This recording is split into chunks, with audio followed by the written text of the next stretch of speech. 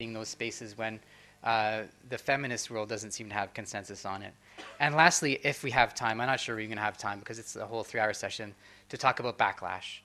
Backlash from so-called men's rights groups, backlash from conservative, traditional, fundamental forces of every faith and religion in the world, and backlash even from feminist spaces in terms of this aspect of engaging men and boys in the work. So this round we're going to go across this way, and Shonali, you're going to start, and then I'm going to open it up to the room because we have about a half an hour left to try to get all of this in a conversation. So any of those questions, none of those questions, whatever else you want to talk about, it's in your hands.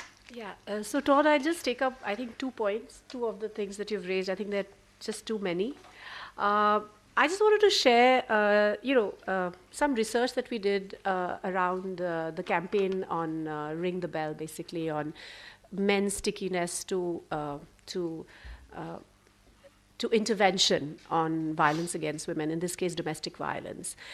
We ran this campaign over a period of 4 years, and it was all about, the home being a very private space dominated by men, and can anyone else come in and ring the bell and actually step in. So when we began the campaign, there was a lot of hurrah, yes, women can go out and place a complaint, yes, men are acceptable of this. Over a period of 4 years, what we saw during different stages of the research, that while women really wanted to move ahead with that discourse, they actually wanted to go out and complain, they wanted this problem to be made more public, we actually saw a little bit of regression on part of male response. So that was really very interesting. And I just wanted to place this in front of you, that wherever we see success, and I think someone very wisely said this, every 2 steps forward, you have a 1 step backward. I think we need to understand this. This is not an easy battle. We are challenging power structures. We are challenging how power is shared. And I think, how do we come to power? And if we can keep questioning this, and people either they move towards more power, or they feel insecure because they're giving up power, I think the question and the dialogue has already started. So I think when you say talk the talk and walk the walk, I think this is where some of the power, we are not saying let's be powerless, but how do we create an enabling sense of power? I think this is a big one. The other thing, I think I really wanted to just make one more point, which is not connected to that, but a little disconnected, is you raise a really big question about what's the pathway, where do we go, what does this look like? And for a practitioner who sort of sees this huge mountain and wonders, what do I do with it, And it's so complex and whatever it is. So I sometimes, where do I get my energy? And I think we all ask ourselves this question all the time, How and where do I get my energy to do the work I do? I think sometimes I tell myself, I'm a process person. The process will throw up some answers. The process will create some fellow travelers. The process will create some change actors. And I think that's what the journey is all about. And when you ask this big question to yourself, and we get all these amazing answers of how we want a more democratic world and how we want all voices, etc., I think sometimes the journeys are relatively difficult, but they're also relatively simple. So I think I'd like to just make that comment. Great, thanks, Shonali. G? So I think one of the first things that we need to recognize is that there are bodies that matter and bodies that don't. So what kind of violence against what kind of bodies get highlighted in the media, for instance? Is it being used to criminalize already criminalized communities? Is it showing more incidents of immigrants coming from some other area to rape our women? Is that the language in which this violence is being talked about? Is this a protectionist kind of patriarchy that we are seeing when we have men and boys wanting to engage with this process of getting gender justice for their mothers, sisters, wives, and whoever constitutes our women? So I think though I have a different kind of socialization as a trans man, though I don't have the kind of socialization that some of my cisgender brothers here would have had, I don't think that it is in my place to make a comment on what direction this struggle, if it is seen as a feminist struggle, which defines itself as something that looks at only women's oppression. I don't think that it is in my space or in my capacity to comment on that, because I think that that should be an internal dialogue amongst the women themselves. For risk of sounding misogynist, I don't think I want to make any comments on what their struggle or what their agenda should be like. And if we look more closely at the Indian context, you would see that on the question of capacity building, a lot of people have been talking about human resources and funding resources and all of that stuff.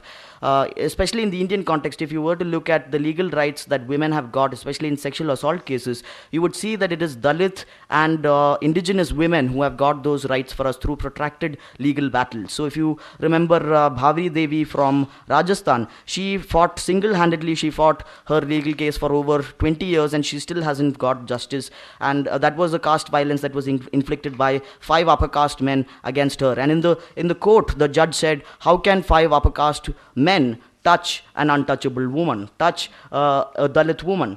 And it's plain to see that Hijras, trans sisters and Dalit women are untouchable in all areas except when it comes to sexual violence.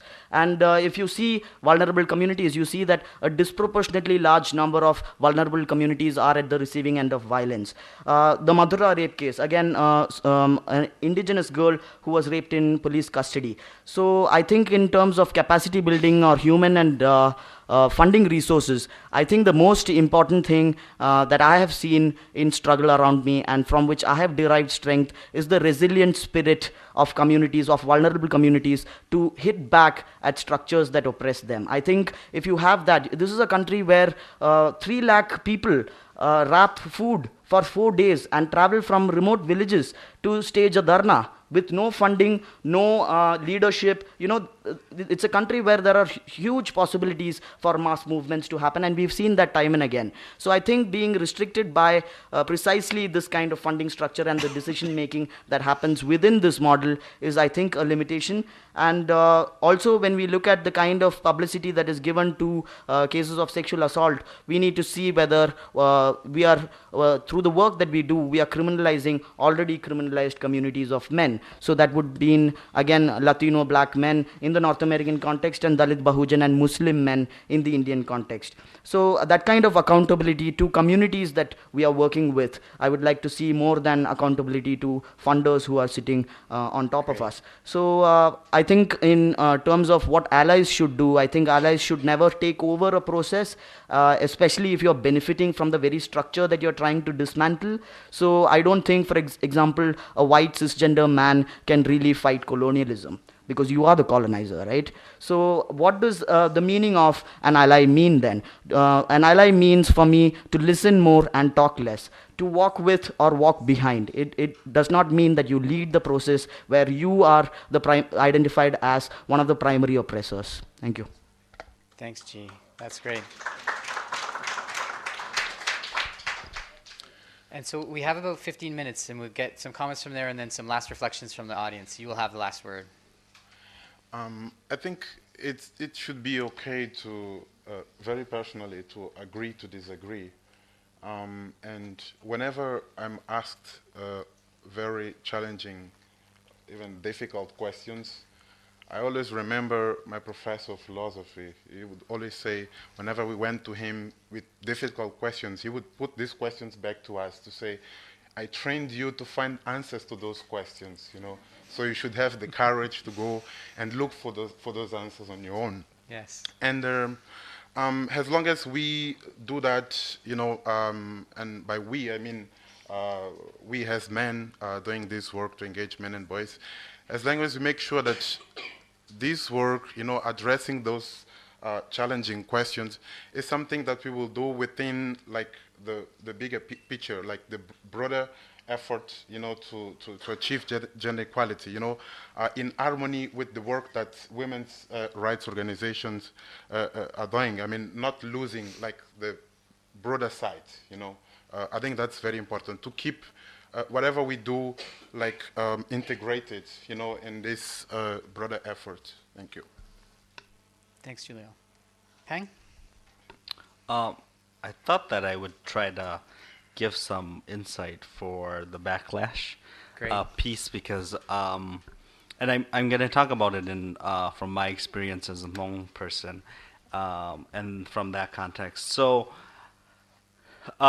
it's real. I think it's real in the Hmong community because many of the sisters and myself who are doing this work and other men who are doing this work in our own community is that we have a lot of women and men in our community, particularly older men in our community who are often seen as community leaders, clan leaders, who often say that what we're trying to do is destroy families and destroy community.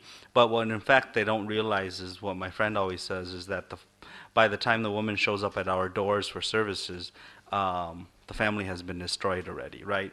So we all know that. But I think the cultural identity and cultural tradition is so very important when you are a marginalized group living in the U.S. and you are coming from war-torn countries and you're refugees living in the U.S. And that identity and your cultural practices and your cultural ways of knowing how the world functions becomes so vitally important that when we try to make changes, and we understand that culture changes and ebb and flow from generation to generation.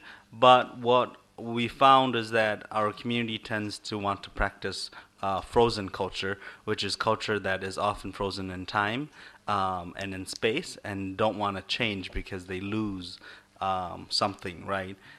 They lose that cultural identity. But what in fact we're trying to do is also when we try to practice frozen culture, we're trying to maintain status quo at the same time. And so there's a lot of complexity that's involved in that backlash, and there's a lot of safety issues for the sisters who are doing this work because physical safety and relational, in terms of relationship safety, and what I want to say is that an example, and I'll try to keep this brief, is that um, there's an organization called the 18 Clan because in the Hmong community there's 18 last names. And so there's this organization that was created to really upheld and really hold Hmong community together, right? And so what happened was that a few weeks back, there in the state of Wisconsin, they were running people. Three candidates were running to be the president of that organization, and so one of the man was a really outspoken critic of domestic violence and sexual assault, denying and minimizing that it happened in the community. And so we went and really held him accountable at one of those debates. And there was so much backlash in terms of the students, even in terms of some of the people who were present from the community, who were really like saying that what we were trying to do was not really good intentioned or well intentioned because because of the group that we were with, we were trying to hold him accountable. But that it didn't happen that way, right? Because the people in the community really saw that what we were trying to do was defame him. So I think it's real because of the safety of the sisters, and we all know each other. So it's like the Hmong context is that we're very small, we're a very tight-knit community, and we all know each other. And then there's relationships that weave in and out of it. And so they risk their lives, meaning a lot of the women who do this work is that they risk their lives and they risk the lives of their family in speaking out against domestic violence or sexual assault. And so I want to say that safety is real, so we can't really say forget about that backlash and we keep charging, but we always have to safety plan, always in this work, in my community at least. Thanks, Peng. Michael? Look, three issues here, and so I'll try to squeeze this in. So on backlash, there's a whole lot of strategies that are relevant, but in terms of a kind of anti-feminist backlash, which is the backlash with which I've been most concerned, and I've got the hate mail to prove it, key strategies are to actually address the issues that anti-feminist men's groups address: family law, health, suicide, violence against men, but offer a feminist perspective on them, and I think that's eminently doable. And also to have alternative men's voices and to show that they don't speak for men or fathers. And perhaps most importantly, to make the point that anti-feminist men's groups actually do harm to men and do harm to fathers, and there's ways in which you can do that. In terms of the fact that there are disagreements among feminists, we have to take positions on feminist issues, including issues for which there's heated and fundamental feminist debate. And you say it's agreeing to disagree, but they'll say we're wrong. So they won't agree, oh yes, I see that you're now taking a radically different position. So there won't be that gentlemanly agreement. But I think we have to take positions on debates that do divide feminists, because otherwise how can we address those issues? And these are issues about which there have been even sort of sex wars and so on. So we have to take feminists have to take positions on these debates. On accountability, we all talk about accountability, but our definitions either don't exist, or they're diverse, or they're unclear. It seems to me we need personal accountability, where individual men hold ourselves accountable and are held accountable for our own gendered and sexual behaviour. We need relational accountability to build gender equitable interactions in the work, and we need institutional accountability involving structures of consultation and collaboration with feminist groups and with other groups and movements concerned with gender and sexual justice. Thank you. Fantastic stuff. So we have about 7 or 8 minutes. Last word to the audience. Any last thoughts, comments? Oh, now the hands are going up, so everybody realizes their time is short. If we could keep it brief so we can get as many perspectives as possible, that would be great. Hi, Wynne Russell. Listening to all the issues that have been raised by this fantastic panel, thank you so much. Questions of intersectionality, of scale, of time frames, of everything. This is the sort of the classic, the textbook example of what have been called wicked problems, that no individual organization or program can come close to solving, either in terms of the scale of the problem or the challenges for the institutions involved. And so I'm just curious because in Tasmania, where I live, we're starting to look increasingly towards models, the Kenya and Kramer collective impact model of approaching collectively approaching social problems. And I'm just really curious to hear from other people in the audience as well as from the panel whether or not there have been efforts to pull together collective approaches to this problem which begin to address some of the fantastic complexities that all of you have so elegantly articulated. Great. There's one behind you, I think, actually, if you can pass it back.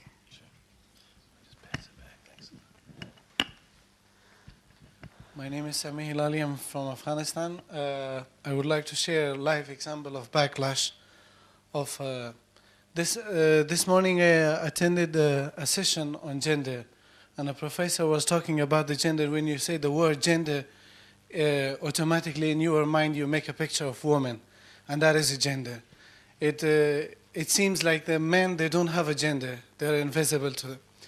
And the things that are happening in Afghanistan right now, we made a woman, when we say gender, a woman is coming to our mind. I'm working in women empowerment program. My father is a protective person. He always asks, what exactly you are doing? So I cannot tell him that I'm working in women empowerment program, because it's very dangerous when you are working in women empowerment program. It is because that the people that they are funding the projects in Afghanistan, they made this gender issue so big that men are right now uncomfortable with the word gender. When they say gender, automatically it comes to their mind that, okay, the gender is all about women. If this international community want to change everything in this country, so we can do one thing, eliminate all the men from the system and put this gender word in the front. Words are sometimes very sensitive. We have to be careful when we are using the word. And when we are putting a word on the table, like words like gender. Even sometimes I'm not comfortable with these words like feminism. In countries when we know that there is sensitivity, the level of sensitivity is very high, we have to be careful with the word genders and these things. And we don't have to specify a group that, okay, when we are working on gender, it's specifically on women. In Afghanistan, you have 12,000 of cases of men that have been pending from the last 12 years. But nobody is talking about that. When the international community, they comes in, they're talking about the gender, they're targeting all the women. When we are talking about gender, we have to be very careful about the sensitivity of the word. Yeah. I think, actually, I don't know how to say this because it's really tough. I think I mean, first of all, thank you to everybody. It's so interesting to see everyone's point of view. But I don't think we should be worried, and I don't think we should be so cautious about backlash. I think we need to look at violence as an act, irrespective of who's committing it, a man, a woman, a transgender, whatever. I think we need to understand power. Where does power arise from, irrespective of gender? I think we need to look at a larger canvas where we're not blaming anybody, where we don't say that women's groups are X, Y, Z, and I'm uncomfortable with the word gender or feminism. For example, I understand your point of view, but I'm just trying to, again, just make a point that I think if we get into these groups, we will get isolated. I think if eventually our goal is gender equality, then we have to go beyond women's groups are XYZ. Women's groups in India, I mean, I heard one of the panelists say that women's groups are of elitist. Absolutely not. Absolutely not. It's not like that. And I think it's important to understand different points of view, bringing collective stakeholders to the table, irrespective. And I think this whole concept of equality has to be understood in the context of this world. I mean, I genuinely believe that when we say you are a feminist and I am a whatever and you're a whatever, that is violence. That is violence for me. For me, it is when you put a line in front of me and say you are on that side of the border and I'm on that side, that's violence. So violence is so different. In Pakistan it's different, in India it's different, in Nepal it is different, in US it is different. But violence is violence. And we've got to condemn the act. We've got to come up with strategies, I don't know, maybe advocacy. And I think there's a lot in this room and beyond that is happening. And somehow, I'm sorry, but I'm so disappointed in hearing some terms which are kind of derogatory in this room. And language is important because that's how we are communicating. So for me, it is about understanding that, yes, there is backlash. Let's deal with it. I don't think we talk to our neighbors. I don't think we talk to each other. You know, women themselves in a feminist group are not talking to each other. Perhaps there are a lot of exclusions. But if we look at inclusive development, then all of these issues need to be looked at with objectivity, without saying I belong to this group and I belong to an XY group and I don't want to call myself anything, but yet why should I hesitate to call myself whatever? You know? So I would just like us to look at equality and violence in a larger context, if I may say so. Thank you. Great. Thank you very much. And so I said 3 words at the beginning that were guiding us as we planned this: critical, candid, provocative. So I hope we've been at least a little bit of some of those. But there was another word that we heard back when we presented this back to Men Engages, how we wanted to do it, and it was ambitious. So I think we've also proven that this has been an ambitious conversation. And I feel like we didn't get to all of the things that we could have on everything. But I want to thank, first of all, my co-collaborators, Chuck and Lakshman. They aren't up here, but they were behind the scenes in all of this. I want to thank our brilliant and spirited and very thought-provoking panel, and for them taking the time out of their busy week to sit up here and share what they know with you. So thank you to all of them. And thank you to all of you, because it wouldn't have been the same if you hadn't been able to contribute what you had and brought what you did to the conversation. So